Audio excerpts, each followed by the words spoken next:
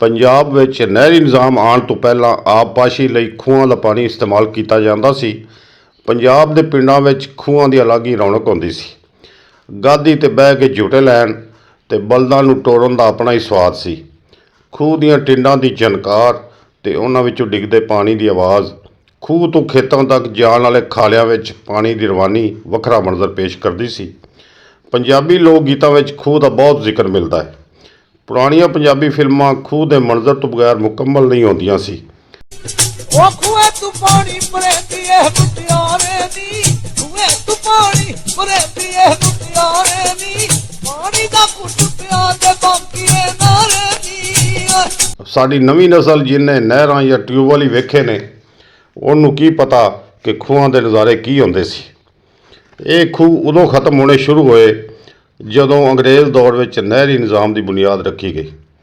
ਅੰਗਰੇਜ਼ ਸਰਕਾਰ ਨੇ ਇਸ ਕੰਮ ਲਈ ਇੱਕ ਅਲੱਗ ਮਹਿਕਮਾ ਬਣਾਇਆ, ਜਿਹਨੇ ਸਤ੍ਹਾ ਸਮੁੰਦਰ ਦੇ ਹਿਸਾਬ ਨਾਲ ਪੰਜਾਬ ਦੀ ਜ਼ਮੀਨ ਦਾ ਸਰਵੇ ਕੀਤਾ ਅਤੇ ਨਹਿਰਾਂ ਦੇ ਰੂਟ ਬਣਾਏ। ਨਹਿਰਾਂ ਦੀ ਖੁਦਾਈ ਕਰਨ ਅਤੇ ਮਿੱਟੀ ਬਾਹਰ ਕੱਢਣ ਲਈ ਇਨਸਾਨੀ ਮਿਹਨਤ ਅਤੇ ਖੋਤਿਆਂ ਤੋਂ ਕੰਮ ਲਿੱਤਾ ਗਿਆ। ਪੰਜਾਬ ਦੇ ਮਜ਼ਦੂਰਾਂ ਤੋਂ ਇਲਾਵਾ ਅਫਗਾਨਿਸਤਾਨ ਦੇ ਖਰਕਾਰਾਂ ਨੇ ਕਈਆਂ ਅਤੇ ਬੇਲਚਿਆਂ ਨਾਲ ਖੁਦਾਈ ਕੀਤੀ। ਇਹ ਸੋਚ ਕੇ ਹੈਰਾਨੀ ਹੁੰਦੀ ਹੈ ਕਿ ਉਸ ਦੌਰ ਵਿੱਚ ਹੈਵੀ ਮਸ਼ੀਨਰੀ ਨਾ ਹੋਣ ਦੇ ਬਾਵਜੂਦ ਐਡਾ ਵੱਡਾ ਨਹਿਰੀ ਨਿਜ਼ਾਮ ਕਿਸ ਤਰ੍ਹਾਂ ਬਣਿਆ ਹੋਵੇਗਾ। ਜ਼ਰਾਅਤ ਨੂੰ ਤਰੱਕੀ ਦੇਣ ਅਤੇ ਬੰਜਰ ਜ਼ਮੀਨ ਨੂੰ ਆਬਾਦ ਕਰਨ ਲਈ ਅੰਗਰੇਜ਼ ਸਰਕਾਰ ਨੇ ਐਸੇ ਲੋਕਾਂ ਨੂੰ ਰਕਬੇ ਅਲਾਟ ਕੀਤੇ ਜਿਨ੍ਹਾਂ ਦੇ ਘਰ ਵਿੱਚ ਲੜਕੇ ਮੌਜੂਦ ਸਨ। ਰਕਬੇ ਅਲਾਟ ਕਰਨ ਲਈ ਅੰਗਰੇਜ਼ ਸਰਕਾਰ ਨੇ ਅਲੱਗ ਮਹਿਕਮਾ ਬਣਾਇਆ ਹੋਇਆ ਸੀ। ਨਹਿਰਾਂ ਦੇ ਆਸੇ-ਪਾਸੇ ਕਈ ਸਰਕਾਰੀ ਪਿੰਡ ਵਸਾਏ ਗਏ। ਇਹਨਾਂ ਪਿੰਡਾਂ ਨੂੰ ਚੱਕ ਨੰਬਰ ਅਲਾਟ ਕੀਤੇ ਗਏ। ਪੰਜਾਬ ਦੇ ਪੁਰਾਣੇ ਪਿੰਡਾਂ ਦੀਆਂ ਗਲੀਆਂ ਟੇਢੀਆਂ ਮੇਢੀਆਂ ਹੁੰਦੀਆਂ ਸਨ, ਪਰ ਸਰਕਾਰੀ ਪਿੰਡਾਂ ਦੀਆਂ ਗਲੀਆਂ ਸਿੱਧੀਆਂ ਬਣਾਈਆਂ ਗਈਆਂ। ਮੇਨ ਬਾਜ਼ਾਰ 55 ਫੁੱਟ ਦਾ, ਜਦ ਕਿ ਦੂਸਰੀਆਂ ਗਲੀਆਂ ਦੀ ਚੌੜਾਈ 35 ਫੁੱਟ ਰੱਖੀ ਗਈ। ਹਰ ਸਰਕਾਰੀ ਚੱਕ ਵਿੱਚ ਕੁੜੀਆਂ ਅਤੇ ਮੁੰਡਿਆਂ ਦੇ ਸਕੂਲ ਬਣਾਏ ਗਏ।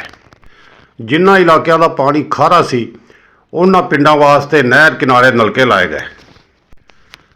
ਪਿੰਡਾਂ ਦਾ ਮੁਆਸ਼ਰਤੀ ਨਿਜ਼ਾਮ ਚਲਾਉਣ ਲਈ ਹਰ ਪੇਸ਼ੇ ਦੇ ਲੋਕ ਵਸਾਏ ਗਏ, ਜਿਨ੍ਹਾਂ ਨੂੰ ਕਮੀ ਕਮੀਨ ਆਖਿਆ ਜਾਂਦਾ ਸੀ।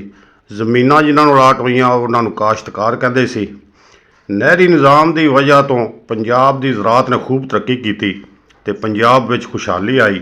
ਇਹ ਵੱਖਰੀ ਗੱਲ ਹੈ ਕਿ ਪਾਣੀ ਦੀ ਵਾਰੀ 'ਤੇ ਲੜਾਈ ਝਗੜੇ ਵੀ ਹੋਏ, ਪਰ ਪੰਜਾਬ ਦੇ ਬੰਜਰ ਰਕਬੇ ਇਸ ਨਿਜ਼ਾਮ ਦੀ ਵਜ੍ਹਾ ਤੋਂ ਆਬਾਦ ਹੋਏ।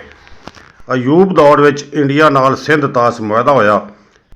ਇਸ ਮੁਆਹਦੇ ਮੁਤਾਬਕ ਪਾਕਿਸਤਾਨ ਦੇ ਹਿੱਸੇ ਵਿੱਚ ਆਉਣ ਵਾਲੇ ਦਰਿਆਵਾਂ 'ਤੇ ਡੈਮ ਅਤੇ ਨਹਿਰਾਂ ਬਣੀਆਂ, ਪਰ ਇੰਡੀਆ ਨੇ ਮੁਆਹਦੇ ਦੀ ਖਿਲਾਫ ਵਰਜ਼ੀ ਕਰਦਿਆਂ ਹੋਇਆਂ ਪਾਕਿਸਤਾਨ ਦੇ ਹਿੱਸੇ ਵਿੱਚ ਆਉਣ ਵਾਲੇ ਦਰਿਆਵਾਂ 'ਤੇ ਵੀ ਡੈਮ ਬਣਾ ਲਏ। ਇਸ ਤਰ੍ਹਾਂ ਪਾਕਿਸਤਾਨ ਆਪਣੇ ਹਿੱਸੇ ਵਿੱਚ ਆਉਣ ਵਾਲੇ ਦਰਿਆਵਾਂ ਦੇ ਪਾਣੀ ਤੋਂ ਵੀ ਮਹਿਰੂਮ ਹੋ ਗਿਆ।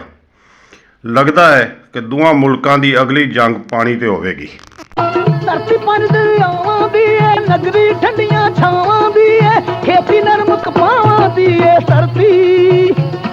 ਇਹ ਧਰਤੀ ਪੰਜ ਦਰਿਆਵਾਂ ਦੀ ਏ ਧਰਤੀ।